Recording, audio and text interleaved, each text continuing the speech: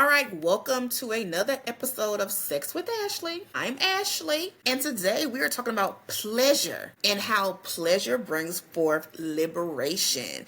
And I have the perfect guest to talk about that. I have Lyvonne Briggs. Hey, Lyvonne. Hey girl, hey. How are you? Excellent. How are you? I'm good. I am good. It is nice. It's a nice 85 degrees today in Atlanta. I'm gonna go to a Okay. basketball game, so I am good. Okay. The girl, Cause I hear I hear it's colder up north where you are. Is it it colder? I is. heard It it's is. like a I'm in chill or something. Philly. It's a little chill. It's a little rain. It's giving cozy in the bed, but I'm so grateful to be here and sharing space with you. Thank you for having me. Thank you for coming. So first of all, tell the people who you are, what you Yes. do, and all that jazz. So, my name is Lyvonne Briggs. I'm an Emmy Award winning multimedia producer and published author and pleasure centered sensualist. As a Bayesian, yeah, so in 2008, I was an associate producer for the Beijing Olympic Games. So, if any of you watch the sports and things and all the profiles that they do on the athletes, that was my team. And I was also the head of beach volleyball that summer. So, I had to Oh, watch every match and see who was winning what, who was placed where. It was super intense for 31 days in China. well, congratulations! I did not know that. Thank I learned you. something new today.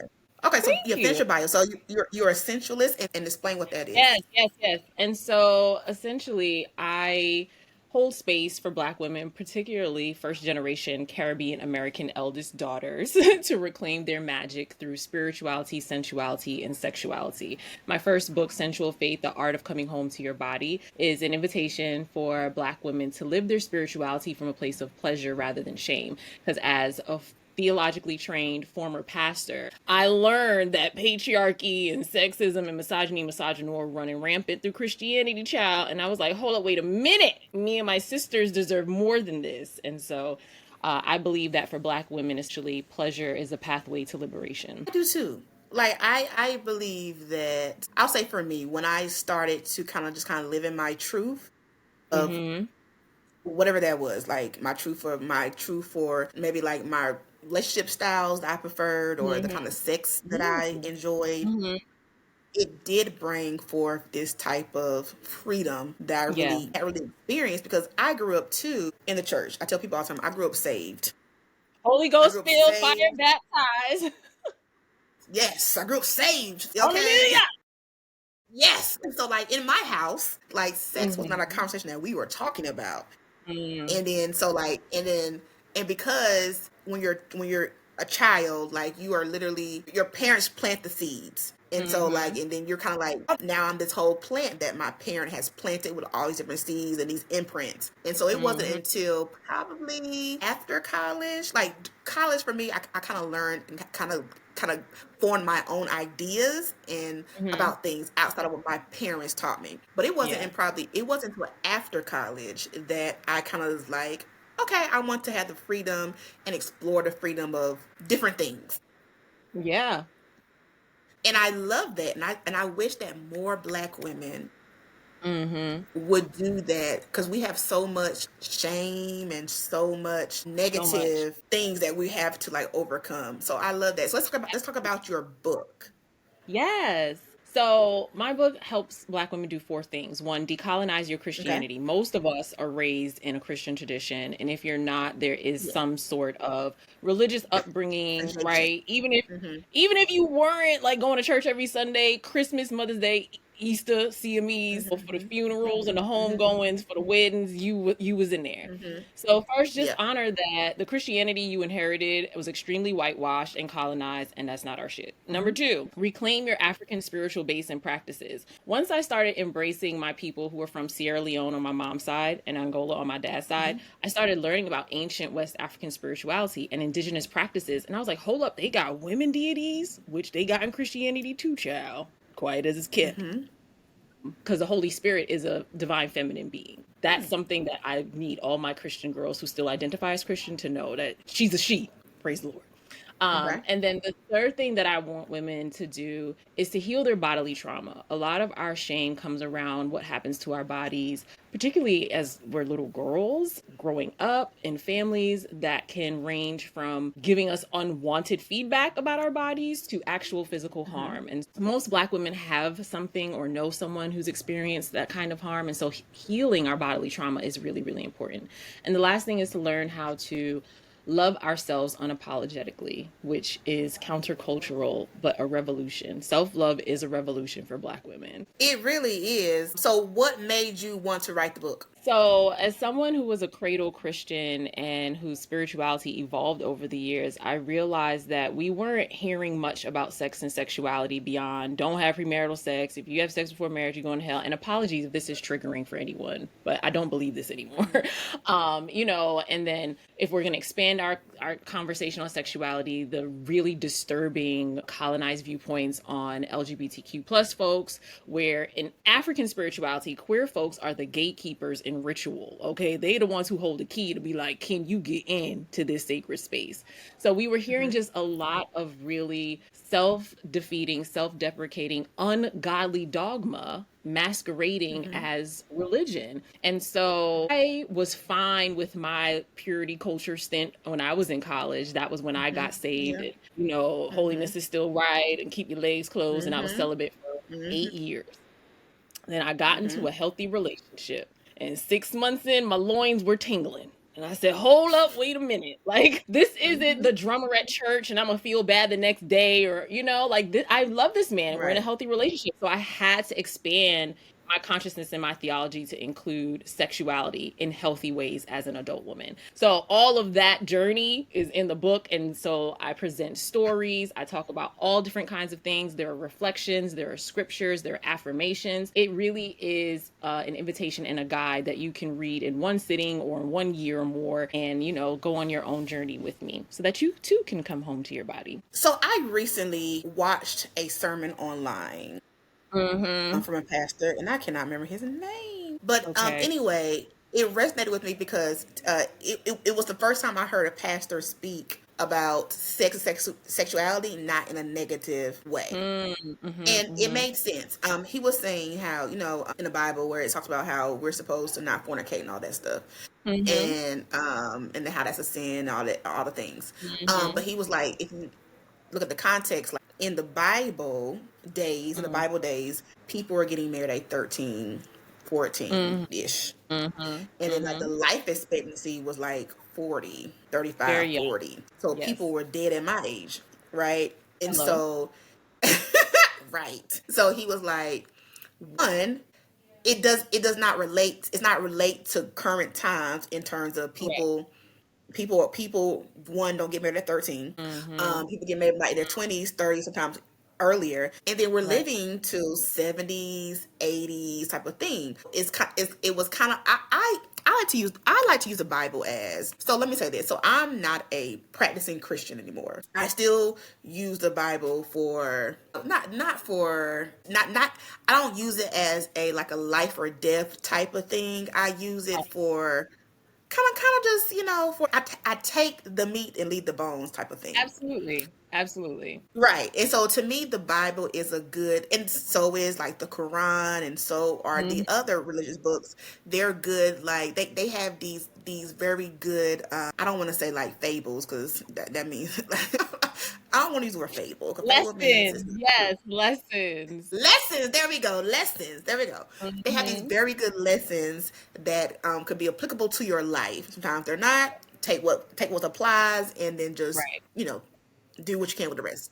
And so that's what I use the Bible as. I use the lessons from it. But that Mm-hmm. was that was the first pastor that preached a sermon about sex, and not Mm-hmm. and it wasn't a condemning sermon. It wasn't you're gonna go to hell if you fornicate.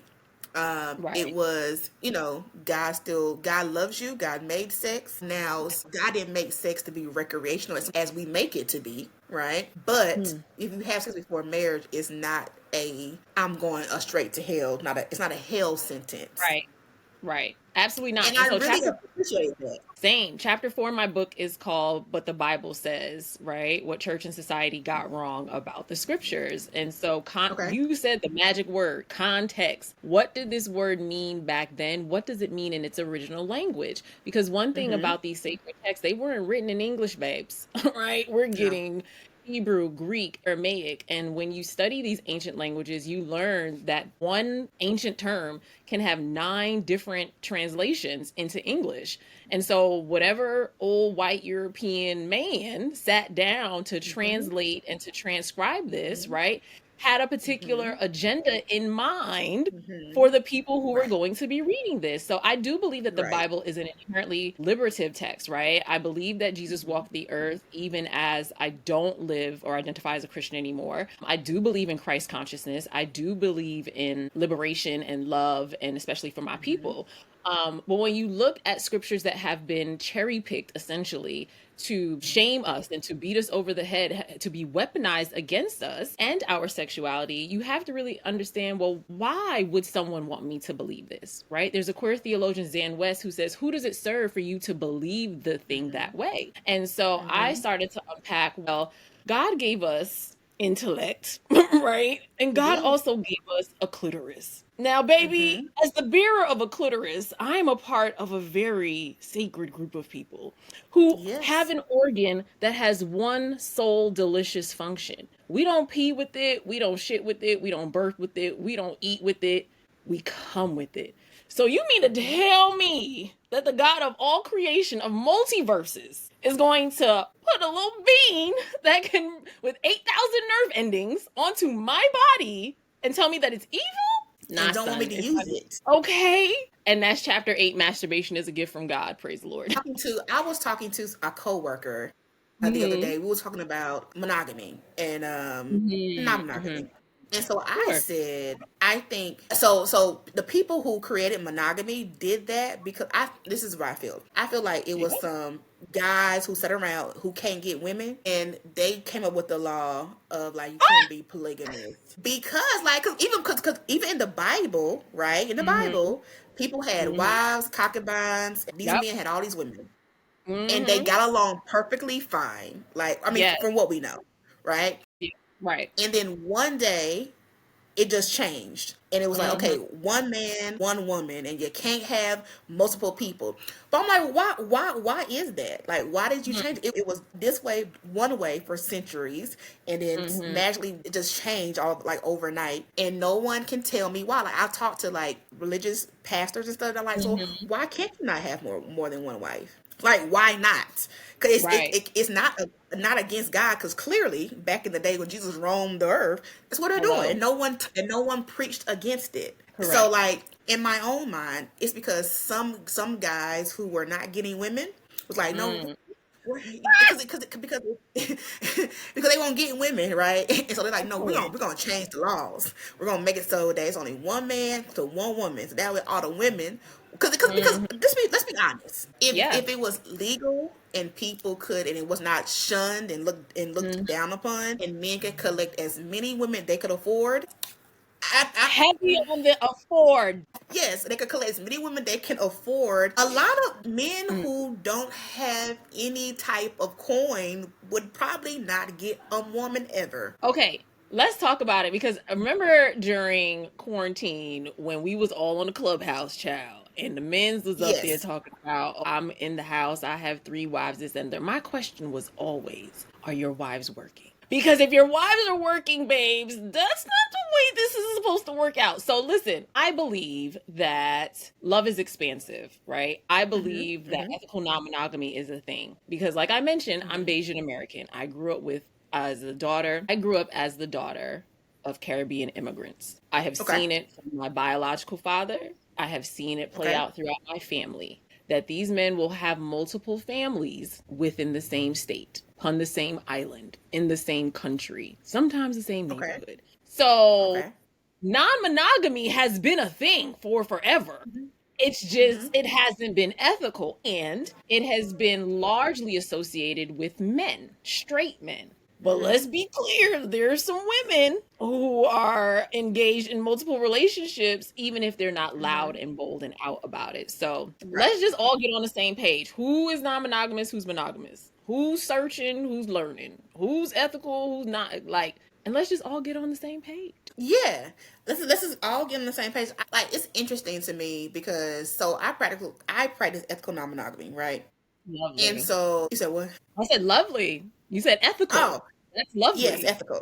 So people know, we know, like we have we like I'm very open about that with like my Mm-hmm. person, and so but it's always interesting to me when I talk about like women, talk to women, Mm-hmm.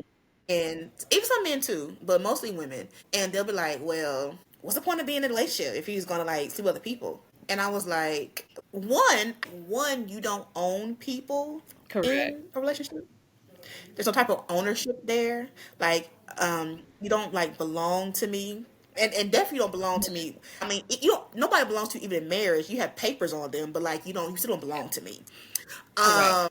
But like, you can have multiple ongoing things. I think with women, a lot of times we have a it's like a competition with us. So we have a hard Mm-hmm. time understanding that a guy can like us Mm-hmm. and like someone else. Like, what you mean you like somebody else? Because people sometimes, women, we get married and then we assume that our partner eyes stop working. And like like they can't find somebody else attractive.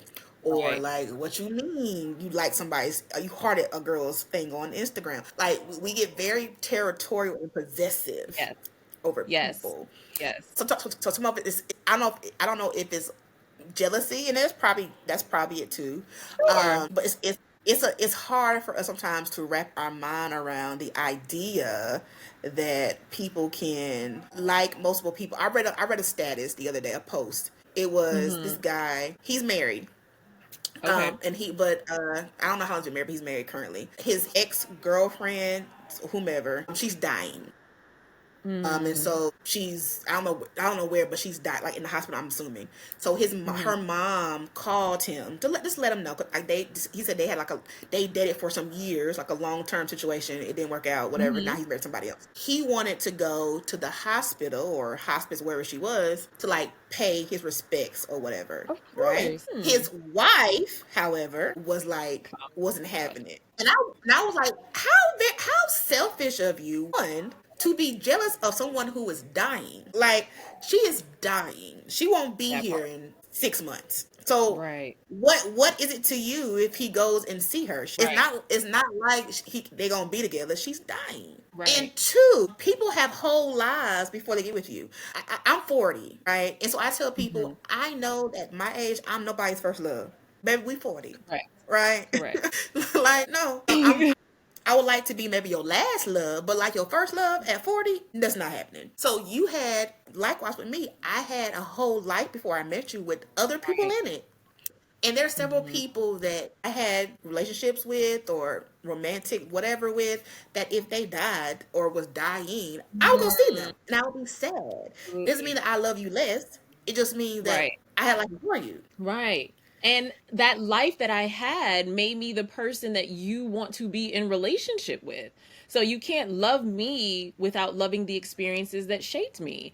And so I'm Correct. 42 and I have, I was married once, no longer married to that person. And I went through an exploratory phase of ethical non-monogamy where I Mm-hmm. was a solo person bopping around and engaging Mm-hmm. with maybe Mm-hmm. polyamorous men or dating multiple people at one Mm-hmm. time or just, figuring things out. And there was one situation with a gentleman that I really, really liked and who liked me. He was married and him and his Mm-hmm. wife also had a girlfriend so that they were in a relationship with. And I think he had one other Mm-hmm. partner. So with me, he was saturated, right? For the uninitiated, that's when you're like, I'm at my maximum capacity for like ethical space holding and whatnot. And so I fun because I was getting to know like really thoughtful folks. In my experience, people who are poly or ethically non-monogamous tend to be just very kind, sweet, open people. Not to say that, traumas aren't triggered and jealousy doesn't show its head and things like that.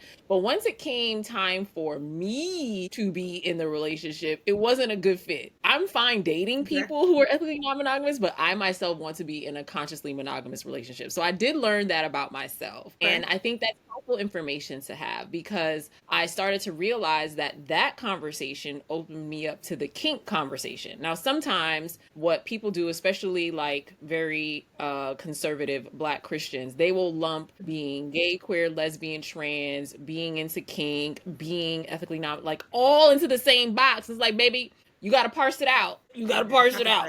So while I'm consciously monogamous, you better believe that if there's consent and I want to play with this friend, okay, this partner, this scene partner at a kink event, now that's a different conversation. So would you consider yourself like monogamish then? Because if you would have play partners, then technically that's not really monogamous, that's right? Let's get into it, because you're helping me. Because what had happened was I was in a monogamous relationship with a man back in 2023. And he had already planned to go to Hito in Jamaica, which is this pleasure resort in the group, right? And I was like, cool, let's go. I'm thinking we're going to be around for the vibes. This man tells me on the shuttle from the airport to the resort that he's planning on playing with other people. My world was rocked. We should have had this conversation back in the United States of America, right? And so my introduction to pleasure resorts was traumatic. And so I really had to process through, well, what does this mean when people do it the right way? Because that's not the right way to do it. So y'all were going to Hito? Yes. And that was your first time going? That was my first time going. It was with this all Black, kink positive, kink friendly group. And we were there for like almost a week in June 2023. So what did you think was going to happen at Hito? So I thought me and him were just going to like have sex in public, on the beach, like just be outside, maybe see other people. I didn't anticipate us engaging other people physically. I was like, we're just going to vibe and to have a vacation. Because to that point, I had never swung before. I had never been to a swinging anything before. Yeah, okay. That was my very first event. People there were like, this is your first kink event? This is your first swing event? They're like, you just dove into the deep end. Yeah, no, like he definitely should have. You don't bring someone who is, and I'm gonna use the term vanilla just for this, because you're new to it. So you don't bring someone who is vanilla, and who has no experience to kink anything without letting them know what it is. Like you tell them ahead of time. You give people the option to opt out if this is not for them. You don't just be like, no, because I've taken guys. I've taken guys to swinger clubs before. Like I've taken, a few people. But I tell them, typically they bring it up. They're like, I've never been to a swinger club or been somebody. I'm like, oh, really? I go all the time. You want to go with me? To blah, blah, blah. And then I kind of tell them beforehand what they can kind of expect. So that way it's not like, a deer headlights. I'm here. What the hell is this?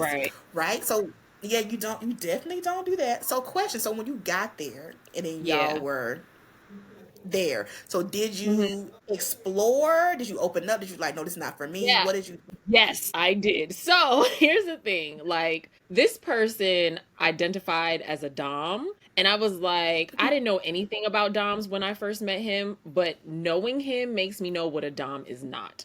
I was like, I need people to be vigilant and diligent and do your due diligence and really like ensure that these spaces are vetted and that they have like holistic practices in place for you. So folks who are exploring, if you're vanilla, swirling, whatever, like don't just dive into the deep end. Like I did it and that's my path, my journey. It is what it is. But after I got there, I was like, am I even staying in Jamaica? And I was like, I just spent all this time traveling. Like, I'm not turning around. So the first day I was meeting couples and, these folks are judges and lawyers, some of my sorors, and they've been married, got kids in college, mortgages, businesses. And I was like, so tell me, how did you get into this? It was like, I put on my research cap And so now I'm starting to learn like the infrastructure of it and like the socialization of it. And that was helpful for me. So there was this one guy who was pressing me. He was like, "Yo, Lyvonne, whenever you ready, just say the word." And I'm like, right, whatever. So I was pretty chill for the first 2 days. And then I got into a verbal altercation with the guy that I came with. And Oh, when the way he left that conversation, I was like, you know what? This trip is no longer about us. This trip is about me and my pleasure. And I went and I found old boy, and he was like, "You ready?" I was like, "I'm ready." And say so we less. went.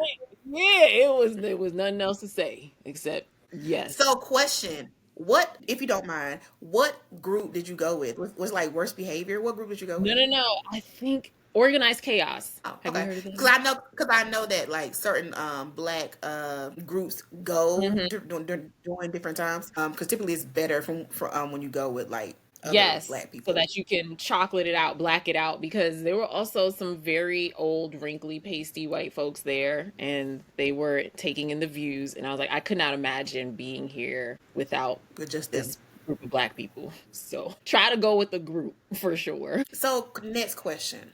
Okay, so Yes. have you been back to keto? That's your first and only I time, or haven't. That was my first and last time. And as I sit with it, I have to really think about, do I want to go back again? And do I want to go back and play with other people? So just there are a lot of things that have to be in place, I think, for me to go back. I enjoyed myself. I had a great time. But it was a very loaded visit for me. So I highly suggest and if so you're curious. like you have to like you can be because so let me say this. So I identify as open, I guess, Hmm. open because I'm not poly. Like Okay. I don't have ongoing romantic relationships. I have Okay. one primary partner Hmm. and then the option to play around with others just on Okay. the sexual. I have no interest in I don't me personally I don't have the capacity or the time Hello. to ask two people how their day was. Like I don't have that. Right. That's I real. got No, that's I got time. I don't even know about two people's day. I just need to know about one. So that's how it works for me. okay. And then and then I have like we have rules. Like every guy that I've gone to a swingers event with, Hmm. we discuss what they are comfortable with, what they're not Hmm. comfortable with, and vice versa. I remember I had one person because I went to a play event last Labor Day about a year ago, and I went with this guy that I was messing around with because won't see him, just having sex with. Hmm. And he was somebody who was actually into the lifestyle, Hmm. and I was not actually I was there for work technically, so I was not going there to do any type of play at work because I just think Hmm. that's tacky. But I told him, I was like, listen, this is a play event, have Right. fun. He's like, you don't Yeah. care? No, I don't care. Like you came with me, you're leaving with me. Like This is have what it's fun. for, babes. Yeah. Like, but he was like shocked that I was like, oh, so I can do whatever. Yeah, like as long as you wear a condom, I don't care. Like Right. I literally do not care because for me, I have learned how to um separate sex from the emotion, and I've done that because I feel like I'm able to do that with people that I'm with. Hmm. And so because I have that freedom, I want my partners to be able to have that freedom. But I remember a Yeah. time though I was not like that. Abs- I'm from the generation and was raised by someone who believes that if a man cheat on you, he don't love you. You know, if Right. a man cheat on you, what did you say? Oh, I'm agreeing. Yep. Yeah, if he cheat, he don't love you. Like I remember, real talk. I was in college, and me and my group friends at the time was talking about like threesomes. I don't know how we even talking about that, but we was talking about threesomes. And yeah, I don't know how they even That's came about. But really. what I remember from that conversation was it was if a man loves you, he Hmm. will not have a threesome with you. Men only have threesomes with like jump balls or little bitches they don't care Lord. about. You remember that like whole thing that was Yes. you remember that whole Mhm. thinking? I do. I do. And it's crazy because like I've been in a situation with a cuck situation. For those who don't Okay. know, cucks are people who like to watch their partner have sex with somebody else. Hmm. So I've been in a situation where I had a situation with a guy that I was actually dating and seeing. He was a cuck. Hmm. He liked to watch me have sex with other men. And so, like, Okay. he was very involved. I will pick the men. He will approve the men, like on a dating app. Hmm. Oh, I like this one, not that one, type of thing. Hmm. Me, the guys, we will like go out. He would know, like he meet the person, type of Yep. thing. But then but when it came down to like the sex thing, he knew about it. He would watch. That was, Yeah. he liked it. That was his thing. Cool. And so I was talking to my cousin actually about it. I was like, me and so and so, this is what we're doing now, right? And she said to me, well, he's probably not gonna marry you. And I was like, well, why did you say that? I'm like, what you mean? He was like, men who want to get married and look at you, take you seriously, are not gonna do that with you. And I was like, Yeah. I don't agree with that. Now we did Right. not get married, but it's because I don't want to marry him. Hello. He's a cool guy, but I'm not interested in doing anything with him. Sure. But I said all that to say there are people to this day who feel like certain types of sex should be only for people. Certain types of sex are only for certain types of women. And so if you are a woman who is worthy of being a wife, then you should only be engaging in wife sex, whatever the hell that is. But you should only be engaging in wife sex. And sex that is like threesomes or multiple people or whatever is sex, seen for whores. And whores don't get married. Baby, there were wives and husbands all up in and through that resort. And here's what I learned. Because I don't know what your vetting process is, but I didn't do penis checks when I was at the resort. And so I ended up with less than satisfactory performances. So vibes were great, attraction was there, but then I'd be like, his penis is small, or like your head is trash, or and I'm just like, okay, I didn't know. So next time I will absolutely have a physical part, not just a vibe check. So this is also what I have found, and this is gonna Mm, sound real crazy. This is gonna sound crazy. So I also found that a lot of the guys who are into say it. these type of lifestyles, Say it. I'm like, say it. Yes, go there. they don't rank high on the list of desirability in terms of like whatever different things are. It might be desirability. They might rank high because of their income. Might not rank high because their appearance. Might not rank high because of their sexual Mhm. ability. Now that's not all, right? That's not all. Right, right. But what I've noticed from doing this, I don't know, 10 years or so, is that, yeah, I think for some of them, this is the only space that they can go and, this is gonna sound crazy, but get attention from multiple people. That sounds crazy, doesn't it? I don't think it does because here's the thing. So I did have one swinging encounter at Hito with Okay. my then partner and then a married couple. And interestingly enough, we were all a part of like a Black Greek letter organization. So that was a part of the Mm-hmm. reason why it felt like a homey and cozy, right? And so her husband was going down on me while my partner was going down on her. And he gives good head and he has a huge penis. So I'm Mm-hmm. pleased with my partner. Mm-hmm. Her man. I was like, sir, where's the tongue? He did make me come because he knows where a clitoris is, but I was like, Mm-hmm. get me off this ship. Like I'm done. And so I do think that sometimes there are women who push for these kinds of experiences because they love their husband. That's the father of their kids. They gonna be buried next to Mm-hmm. each other one day. But in that one particular area, every now and again, she just wanna choke on something. You know what I'm saying? So, And I've also noticed that the guys who rank higher, uh-huh.